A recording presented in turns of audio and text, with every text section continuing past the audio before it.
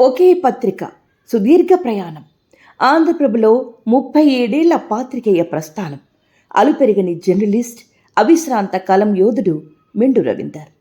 Journalist ఒక పత్రికలో లేదా ఒక ఛానల్లో ఏడాది, 2 ఏళ్ళు, ఎక్కువగా 10 ఏళ్ళు పనిచేయడం సహజం. సుదీర్ఘకాలం ఒకే పత్రికలో అవిశ్రాంతంగా పనిచేయడం చాలా అరుదు. ఆ అరుదైన వ్యక్తుల్లో ఒకరు మెండు రవీందర్. ఒకే పత్రికలో ఏకధాటిగా పనిచేస్తున్న ఏకైక జర్నలిస్ట్ ఎవరైనా ఉన్నారు అంటే మనకు గుర్తుకు వచ్చేది ఆయనే.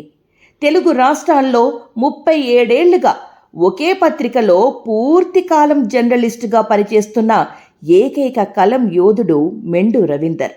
ప్రస్తుతం హన్మకొండ జిల్లా ఆంధ్రప్రభ దినపత్రికలో స్టాఫ్ రిపోర్టర్గా పనిచేస్తున్న రవీందర్ 1987 డిసెంబర్ 25న వరంగల్ జిల్లాలోని పరకాల విలేకరిగా నియమితులైనారు. అప్పటి నుండి నేటి వరకు అదే పత్రికలో కొనసాగుతున్నారు. గడిచిన 3.5 దశాబ్దాలుగా జర్నలిజమే ఇతివృత్తంగా వివిధ జిల్లాల్లో వివిధ హోదాల్లో పనిచేశారు. అనేక కథనాలు ఆయన కలం నుండి జాలువారాయి. ఎన్నో పరిశోధనాత్మక కథనాలు, మరెన్నో మానవీయ కోణాలు ఆవిష్కరించే వార్తా కథనాలు రాశారు ఆయన. ఎంతో మంది ప్రముఖులను ఇంటర్వ్యూ చేశారు. మరెంతో మంది జాతీయ నాయకులు పాల్గొన్న సభలను కవర్ చేశారు. వరంగల్ ఉమ్మడి జిల్లాలో జర్నలిజం రంగానికే ఆణిముత్యంగా నిలిచారు. తొలుత పరకాల ఆంధ్రప్రభ విలేకరిగా రవీందర్ 1987 డిసెంబర్ 5న పాత్రికేయ వృత్తి ప్రారంభించారు. ఆ తర్వాత పరకాల ములుగు రెవెన్యూ డివిజన్ విలేకరిగా, హన్మకొండ, వరంగల్ స్టాఫ్ రిపోర్టర్గా 2008 వరకు వరంగల్ జిల్లాలో పనిచేశారు. ఆ తర్వాత నిజామాబాద్ స్టాఫ్ రిపోర్టర్గా ఆదిలాబాద్, నిజామాబాద్ జిల్లాలకు బ్యూరో ఇన్ఛార్జిగా ఏడాది కాలం పాటు పనిచేశారు. కరీంనగర్ జిల్లా స్టాఫ్ రిపోర్టర్గా మరో ఏడాది పనిచేశారు. తిరిగి 2011లో స్వంత జిల్లాకు చేరుకుని రూరల్ జిల్లా ప్రతినిధిగా పనిచేశారు.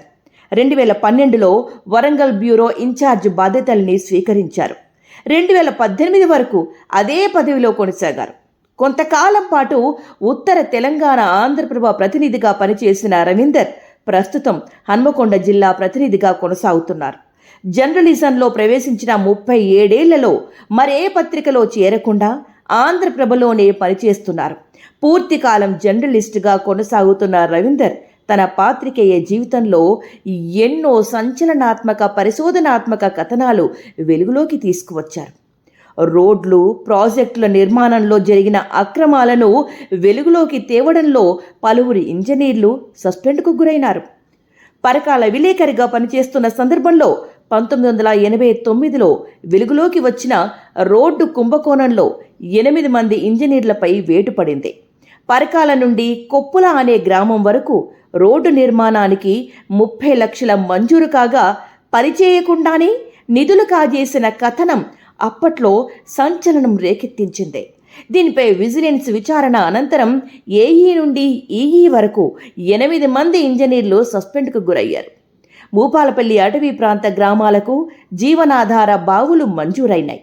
పాత బావులనే మెరుగుదిద్ది బావుల నిర్మాణం జరిగినట్లు రికార్డులు సృష్టించి బిల్లులు కాజేసిన సంఘటన వెలుగులోకి తీసుకురావడంతో ఏఈ, ఎంపీడీఓలు సస్పెండ్ అయ్యారు. భూపాలపల్లి అటవీ ప్రాంత గ్రామాల్లో చెరువు మరమ్మత్తు పనుల్లో అవకతవకలపై రాసిన కథనాలపై అప్పట్లో 2 ఐబీ, ఏఈలను సస్పెండ్ చేశారు. కలప దొంగల పేరిట రాసిన కథనంపై విచారణ జరిపి రేంజ్ అధికారులతో పాటు మరో 2 అటవీ సిబ్బందిపై వేటు పడింది. పరకాలలో కుంకుమేశ్వర ఆలయ భూములు ఆక్రమణ, పరకాల, రేగొండ మండలాల్లో ఇంద్రమ్మ ఇళ్ల కుంభకోణం, మంగపేట మండలంలో గోదావరి కరకట్టల నిర్మాణంలో ఆక్రమాలు, ఏటూరు నాగారం మండలంలో మరుగుదొడ్ల కుంభకోణం, మొగలపల్లి మండలంలో పెన్షన్లు మాయం తదితర కథనాలు రాశారు. నిజామాబాద్ జిల్లాలో పనిచేస్తున్నప్పుడు ఉపాధ్యాయుల పదోన్నతుల్లో బోగస్ సర్టిఫికెట్ల వ్యవహారం వెలుగులోకి తీసుకువచ్చారు. రాష్ట్ర వ్యాప్తంగా సంచలనం సృష్టించిన ఈ కథనం ఆధారంగా 2000 మందికి పైగా ఉపాధ్యాయుల సర్టిఫికెట్లపై విచారణ జరిపి 320 మంది ప్రమోషన్లు నిలిపివేశారు. అప్పటి మంత్రి, నిజామాబాద్ ఎమ్మెల్యే ధర్మపురి శ్రీనివాస్ పిఏ ఒకరు ఆయన సంతకాన్ని ఫోర్జరీ చేసి 20 ఎకరాల ప్రభుత్వ భూమిని కట్టబెట్టిన వైనాన్ని వెలుగులోకి తీసుకువచ్చారు.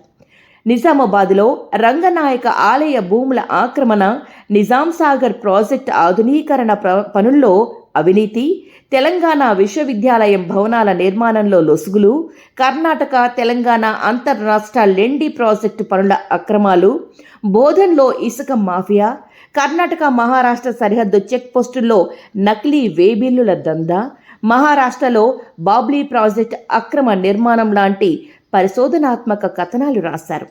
కరీంనగర్ జిల్లాలో పనిచేస్తున్నప్పుడు ఎస్ఆర్ఎస్సి కాలువ నిర్మాణంలో అక్రమాలు, వైద్య పరికరాల కొనుగోలులో గోల్మాల్ వెలికితీశారు. రవీందర్ తన 3.5 దశాబ్దాల పాత్రికేయ జీవితంలో మానవీయ కథనాల ఆవిష్కరణ కోసం ప్రాధాన్యతనిచ్చారు. వరంగల్లో పత్తి రైతుల ఆత్మహత్యలు, తునికాకు సేకరణలో గిరిజనుల జీవన విధానం, సింగరేణి భూ నిర్వాసితుల వెతలు, శ్రీరామ్ సాగర్ ప్రాజెక్టు భూ నిర్వాసితుల బాధలు, కరీంనగర్, నిజామాబాద్ జిల్లాలోని చెరుకు రైతుల కష్టాలు, సిరిసిల్ల చేనేత కార్మికుల ఆకలి చావులు, అంతర్గం మిల్లు కార్మికుల స్థితిగతులు, వరంగల్ జిల్లాలోని ఏపీ రేయన్స్ ఫ్యాక్టరీ కార్మికుల ఇబ్బందులపై మానవీయ కోణంలో వ్యాసాలు రాశారు. 37 ఏళ్ల పాత్రికేయ జీవితంలో రవీందర్ రాసిన పలు కథనాలు అనేక గ్రామాలకు రోడ్డు రవాణా సౌకర్యాలు కల్పించాయి. మరెన్నో గ్రామాలను చీకటి నుండి వెలుగులోకి తీసుకువచ్చాయి. ప్రస్తుతం భూపాలపల్లి, జయశంకర్ జిల్లాలోని మేడారం సమీపంలో ఉన్న బయ్యక్కపేట గ్రామం పూర్వ పరకాల నియోజకవర్గ పరిధిలో ఉండేది. తాడ్వాయి మండలంలోని అదొక్కటే గ్రామం నియోజకవర్గం పరిధిలో ఉండేది. నక్సలైట్ల కేంద్రంగా భావించే ఆ గ్రామం పూర్తిగా దట్టమైన అడవి, రవాణా సౌకర్యాలు లేకుండా ఉండేది. ఆ గ్రామానికి ప్రజాప్రతినిధులు, అధికారులు వెళ్లిన సందర్భాలు అరుదు. ఎన్నికలప్పుడు మాత్రమే ఎన్నికల సామాగ్రిని తీసుకుని అధికారులు వెళ్లేవాళ్ళు. ఓట్ల కోసం కూడా ఆ గ్రామానికి నాయకులు వెళ్లేవారు కాదు. పరకాలకు 100 కిలోమీటర్ల దూరంలో ఉన్న బయ్యక్కపేట గ్రామ స్థితిగతులపై అనేక వార్తలు రాశారు. ఆంధ్రప్రభలో ప్రచురితమైన వార్తా కథనాలకు అప్పటి ఎమ్మెల్యేలు స్పందించిన దాఖలాలు ఉన్నాయి. పరకాల నుండి ప్రాతినిధ్యం వహించిన ఎమ్మెల్యేలు జైపాల్ భూపాల్పల్లి మండలంలోని దూదేకులపల్లి నుండి బయ్యక్కపేట వరకు రోడ్డు మంజూరు చేశారు. ఎమ్మెల్యే పోతరాజు సారయ్య నార్లాపురం నుండి బయ్యక్కపేట వరకు విద్యుత్ లైన్ వేయించారు. మరో ఎమ్మెల్యే బండారు షానారాణి నార్లాపురం నుండి బయ్యక్కపేటకు రోడ్డు మంజూరు చేయించారు. భూపాలపల్లి మండలం అటవీ ప్రాంత గ్రామాలైన ఆజం నగర్, నందిగామ గ్రామాలకు రోడ్డు రవాణా సౌకర్యం కల్పించడంలో అప్పుడు రవీందర్ రాసిన అనేక వార్తా కథనాలు దోహదపడ్డాయి. పరకాల, చిట్యాల, మౌలపల్లి, తాడ్వాయి, గోవిందరావుపేట, ఏటూరు, నాగార మండలాల్లోని అనేక గ్రామాలకు వంతెనల నిర్మాణం విషయంలో ఆంధ్రప్రభ వార్తా కథనాలు ప్రముఖ పాత్ర పోషించాయి. భూపాలపల్లి థర్మల్ విద్యుత్ కేంద్రం ఏర్పాటు కోసం స్థానికులంగా లభ్యమయ్యే మౌలిక వసతులు, పవర్ ప్లాంట్ ఆవశ్యకతపై వివరణాత్మక నివేదికల రూపంలో రాసిన వార్తా కథనాలు ప్రభుత్వాలను స్పందింపచేశాయి. భూపాలపల్లిలో సింగరేణి బొగ్గు గనులు ప్రారంభమైన తొలి రోజుల్లో నక్సలైట్లు అధికారుల్ని కిడ్నాప్ చేయడం, పనులు చేయకుండా అడ్డుకోవడం లాంటి సంఘటనలు ఉదాహరణగా తీసుకుని పారిశ్రామిక అభివృద్ధికి నక్సల్స్ ఆటంకాలు అనే వార్తా కథనాలు నక్సల్స్ వర్గాల్లో చర్చకు దారితీశాయి. అటవీ ప్రాంతంలోని గిరిజనులకు ఏడాది పాటు ఉపాధినిచ్చే తునికాకు సేకరణను నక్సలైట్లు అడ్డుపడడాన్ని కూడా రవీందర్ పలు కథనాల ద్వారా ప్రశ్నించారు. రవీందర్ పాత్రికేయునిగా వ్రాసిన పలు కథనాలు ప్రభుత్వాల్లో కదలికలు తెప్పించాయి, పరిష్కారానికి మార్గం చూపించాయి. శ్రీరామ్ సాగర్ ప్రాజెక్టు 2వ దశలో భాగంగా వరంగల్ జిల్లాలోని చిట్యాల, భూపాలపల్లి మండలాలకు ఎస్ఆర్ఎస్పి DBM 38 నెంబర్తో కాలువ మంజూరైంది. చిట్యాల మండలంలోని చివరి గ్రామాల భూములకు సాగునీరు అందించేందుకు కాలువలు వచ్చాయి. 20,000 ఎకరాల ఆయకట్టుకు నీరందించే ఈ కాలువ నిర్మాణ పనులు చిన్న కారణంతో 3 ఏళ్ల పాటు నిలిచిపోయాయి. కాలువ కింద తన మునగ చెట్లు పోతున్నందున వాటికి నష్టపరిహారం చెల్లించాలని ఓ రైతు న్యాయస్థానం మెట్టెక్కాడు. దీంతో అక్కడ పని నిలిపివేశారు. 2 వైపులా కాలువల నిర్మాణం, సిమెంట్ లైనింగ్ పూర్తి చేశారు. ఈ విషయాన్ని కాలువకు అడ్డొచ్చిన మునగ తోట పేరిట రాసిన కథనానికి అప్పటి రాష్ట్ర ప్రభుత్వం స్పందించింది. అప్పటి భార్య నీటిపారుదల శాఖ మంత్రి కడియం శ్రీహరి ఆ రైతును పిలిపించి నష్టపరిహారం విషయంలో న్యాయం చేయడంతో 3 ఏళ్లుగా నిలిచిపోయిన కాలువ పనులు తిరిగి ప్రారంభమయ్యాయి. భూపాలపల్లిలో సింగరేణి క్యాలరీస్ చేపట్టిన బొగ్గు బావుల కింద వందలాది మంది భూములు కోల్పోయి నిర్వాసితులుగా మారారు. ఉపాధి లేక, ఉద్యోగం రాక ఉరివేసుకుని ఆత్మహత్యలకు పాల్పడ్డారు. దీనిపై మెండు రాసిన పలు మానవీయ కథనాలు కలకలం రేపాయి. భూమి నీది, చావు నీది, బతుకేది బహుళజాతి పేరుట భూ నిర్వాసితుల స్థితిగతులపై కథనం రాశారు. నిర్వాసితులకు ఉరితాళ్లేనా శీర్షికతో మరో కథనం ప్రచురితమైంది. మానవ హక్కుల సంఘాలు, ప్రజా సంఘాలు నిర్వాసితులకు బాసటగా నిలిచాయి. తదనంతరం పరిణామాల్లో నిర్వాసితులకు నష్టపరిహారంతో పాటు ఉద్యోగాలు వచ్చే విధంగా సింగరేణి యాజమాన్యం జీవోను మార్చింది. మరో కథనంతో అటవీ శాఖ కీలక నిర్ణయం తీసుకుంది. వరంగల్, కరీంనగర్ తూర్పు అటవీ ప్రాంతాల్లో పండించిన పొగాకు తోటలను అటవీ ప్రాంతాల్లోనే ప్రత్యేకంగా పందిర్లు వేసి ఆరబెట్టేవారు. అటవీ కలపతో పొగాకు కాల్చేవారు. దీంతో అటవీ ప్రాంతంలో విలువైన సంపద దగ్ధమయ్యేదే. దీనిపై అడవికి అగ్గి పేరిట రాసిన కథనం ఆధారంగా అటవీ శాఖ పొగాకు బేరుళ్లకు కలప సరఫరా చేయడంలో విధి విధానాలను నిర్ణయించింది. అటవీ ప్రాంతంలో వాటి ఏర్పాటు నిషేధించింది. వరంగల్ నుండి భూపాలపట్నం జాతీయ రహదారి నిర్మాణంలో దట్టమైన అడవి నాశనమై వన్యమృగాలకు ప్రాణభయం కలుగుతున్న విషయాలపై అనేక కథనాలు రాశారు. దీంతో రోడ్డు నిర్మాణంపై సుప్రీంకోర్టు పలు ఆదేశాలు జారీ చేసింది. పర్యావరణం కాపాడే విధంగా చర్యలు తీసుకోవాలని సూచించి ఇంకా ఎన్నో సందేశాత్మక, పరిశోధాత్మక, మానవీయ కథనాలు మారుతున్న రాజకీయ పరిస్థితులపై విమర్శనాత్మక కథనాలు రాశారు. పర్యావరణం కాపాడే విధంగా చర్యలు తీసుకోవాలని సూచించింది. ఇంకా ఎన్నో సందేశాత్మక, పరిశోధనాత్మక, మానవీయ కథనాలు మారుతున్న రాజకీయ పరిస్థితులపై విమర్శనాత్మక కథనాలు రాశారు. 3.5 దశాబ్దాల పాత్రికేయ జీవితంలో మెండు ఎంతో మంది ప్రముఖులను ఇంటర్వ్యూ చేశారు. మాజీ ఉపరాష్ట్రపతి వెంకయ్య నాయుడుతో పాటు మాజీ ముఖ్యమంత్రులు వైఎస్ నుండి మొదలుకొని ప్రస్తుత ముఖ్యమంత్రి రేవంత్ రెడ్డి వరకు సీఎంలందరినీ ఇంటర్వ్యూ చేశారు. ప్రస్తుత తెలంగాణ రాష్ట్ర ముఖ్యమంత్రి రేవంత్ రెడ్డి టీడీఎల్పీ నాయకుడిగా ఉన్నప్పుడు చేపట్టిన పాదయాత్ర సందర్భంగా భూపాలపల్లి జిల్లాలోని జంగేడు గ్రామం వద్ద ఇంటర్వ్యూ చేశారు. మాజీ ముఖ్యమంత్రి కల్వకుంట్ల చంద్రశేఖరరావు ఉద్యమ నేతగా సమ్మక్క సారలమ్మ తల్లుల్ని దర్శించుకునేందుకు ఫిబ్రవరి 2000 సంవత్సరంలో మేడారం రాగా ట్రాఫిక్ కారణంగా పస్రాలో నిలిచిపోయారు. అప్పుడు రవీందర్ కేసీఆర్ను తెలంగాణ రాష్ట్ర సాధన ఉద్యమ స్వరూపంపై ఇంటర్వ్యూ చేశారు. ఆ తర్వాత 2009 నవంబర్లో కరీంనగర్ జిల్లాలో పనిచేస్తున్నప్పుడు కేసీఆర్ను మరోమారు ఇంటర్వ్యూ చేశారు. సిద్దిపేటలో ఆమరణ నిరాహార దీక్షకు వెళ్లే ముందు కేసీఆర్ తీగల గుట్టపల్లిలోని తన నివాసంలో బస చేసినప్పుడు ఇంటర్వ్యూ చేశారు. తెలంగాణ రాష్ట్ర సాధనకు కీలక మలుపుగా భావించిన ఆమరణ నిరాహార దీక్ష, తెలంగాణ సాధన లక్ష్యాలను కేసీఆర్ ఆ ఇంటర్వ్యూలో వివరించారు. ఉమ్మడి ఆంధ్రప్రదేశ్ రాష్ట్రాల ముఖ్యమంత్రులు నారా చంద్రబాబు నాయుడు, వైఎస్ రాజశేఖర్ రెడ్డి, నల్లారి కిరణ్ కుమార్ రెడ్డిలను కూడా ఇంటర్వ్యూ చేశారు. ప్రతిపక్ష నాయకుని హోదాలో వైఎస్ రాజశేఖర్ రెడ్డి చేపట్టిన పాదయాత్రలో భాగంగా కరీంనగర్ నుండి వరంగల్ జిల్లాకు చేరుకునే సందర్భంలో ముత్యాలపల్లి శిబిరం వద్ద ఇంటర్వ్యూ చేశారు. ప్రస్తుత ఆంధ్రప్రదేశ్ ముఖ్యమంత్రి చంద్రబాబు నాయుడు ప్రతిపక్ష నేతగా పాదయాత్రకు వచ్చినప్పుడు నర్సంపేట సమీపంలోని లక్నేపల్లి వద్ద శిబిరంలో ప్రత్యేక ఇంటర్వ్యూ చేశారు. ఉమ్మడి ఆంధ్రప్రదేశ్ చివరి ముఖ్యమంత్రి కిరణ్ కుమార్ రెడ్డి స్పీకర్ హోదాలో కరీంనగర్ జిల్లా ముల్కనూరు వచ్చినప్పుడు ఇంటర్వ్యూ చేశారు. మాజీ ఉపరాష్ట్రపతి వెంకయ్య నాయుడు బీజేపీ రాష్ట్ర అధ్యక్షుని హోదాలో పరకాల వచ్చిన సందర్భంగా ప్రత్యేక ఇంటర్వ్యూ చేశారు. ప్రజారాజ్యం పార్టీ వ్యవస్థాపకుడు మాజీ కేంద్ర మంత్రి చిరంజీవిని నిజామాబాద్ జిల్లా బాల్కొండలో ఇంటర్వ్యూ చేశారు.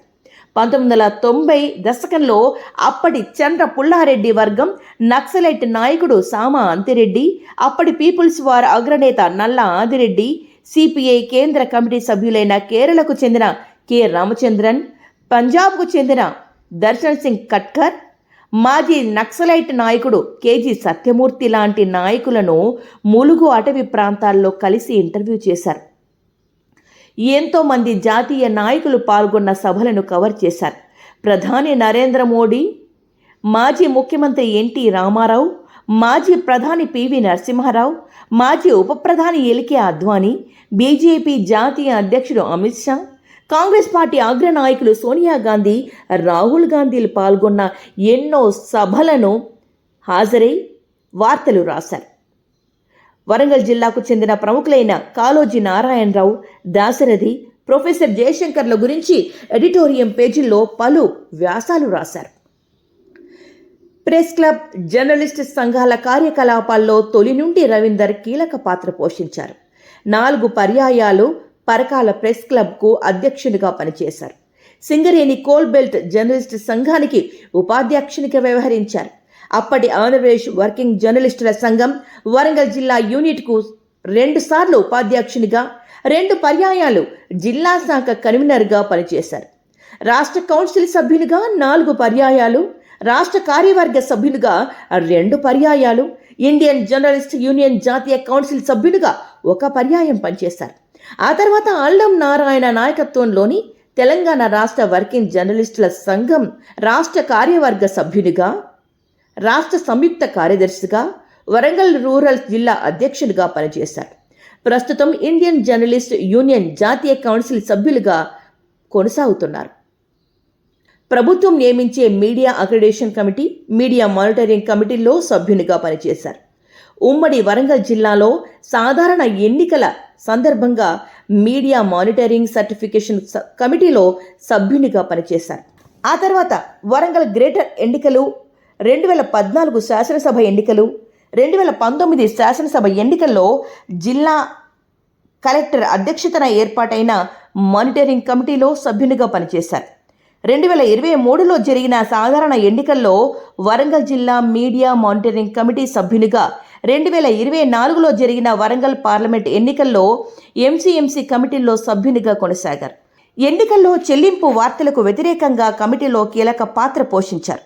వరంగల్ ఉమ్మడి జిల్లాలో 1 సారి, ఆ తర్వాత వరంగల్ రూరల్ జిల్లాలో 2 పర్యాయాలు మీడియా అక్రిడేషన్ కమిటీల్లో సభ్యునిగా పనిచేసి కొన్ని వందల మంది అర్హులైన జర్నలిస్టులకు అక్రిడేషన్లు అందించారు. గ్రామీణ స్థాయి నుండి జిల్లా స్థాయి వరకు పాత్రికేయ వృత్తిలో నిబద్ధతతో వ్యవహరించినందుకు పలుమార్లు రవీందర్కు వివిధ సంఘాలు అవార్డులు ప్రదానం చేశాయి. తెలంగాణ రాష్ట్ర ఆవిర్భావ దినోత్సవం సందర్భంగా 2018 జూన్ 2న రాష్ట్ర ప్రభుత్వం వరంగల్ రూరల్ జిల్లాలో ఉత్తమ జర్నలిస్ట్ అవార్డును ప్రదానం చేసింది. అప్పటి తెలంగాణ రాష్ట్ర ప్రభుత్వ ప్రధాన కార్యదర్శి శైలేంద్ర కుమార్ జోషి అవార్డును ప్రదానం చేశారు. వరంగల్కు చెందిన శాంతికృష్ణ సేవా సమితి విశిష్ట గౌరవ పురస్కారాన్ని ప్రదానం చేశారు. అప్పటి రాష్ట్ర మంత్రి ఎర్రబెల్లి దయాకర్ రావు, మాజీ స్పీకర్ సిరికొండ మధుసూదనాచారి, అప్పటి మేయర్ గుండా ప్రకాష్ రావు చేతుల మీదుగా అందజేశారు. 2009లో పరకాల చిట్యాల లయన్స్ క్లబ్లు 4 పర్యాయాలు ఉత్తమ జర్నలిస్టుగా గుర్తించి అవార్డును ప్రదానం చేశారు. ప్రస్తుత రాష్ట్ర మంత్రి కొండా సురేఖ, మాజీ మంత్రి మాదాడి నరసింహారెడ్డి, తొలి స్పీకర్ సిరికొండ మధుసూదనాచారి, అప్పటి మాజీ ఎమ్మెల్యే చల్లా ధర్మారెడ్డి అవార్డును అందజేశారు. వరంగల్ ప్రెస్ క్లబ్ ఆధ్వర్యంలో సీనియర్ పాత్రికేయునిగా గుర్తించి అప్పటి మీడియా అకాడమీ చైర్మన్ అల్లం నారాయణ, ఎమ్మెల్సీ బస్వరాజు సారయ్య, అప్పటి ఎమ్మెల్యే దాస్యం వినయ్ భాస్కర్లు సత్కరించారు. లయన్స్ క్లబ్ ఇంటర్నేషనల్ ఆధ్వర్యంలో జర్నలిస్టు డే పురస్కరించుకుని ఉత్తమ జర్నలిస్టుగా రవీందర్ను గుర్తించి కాకతీయ యూనివర్సిటీ మాజీ వైస్ ఛాన్సలర్ గోపాల్ రెడ్డి చేతుల మీదుగా అవార్డును ప్రదానం చేశారు.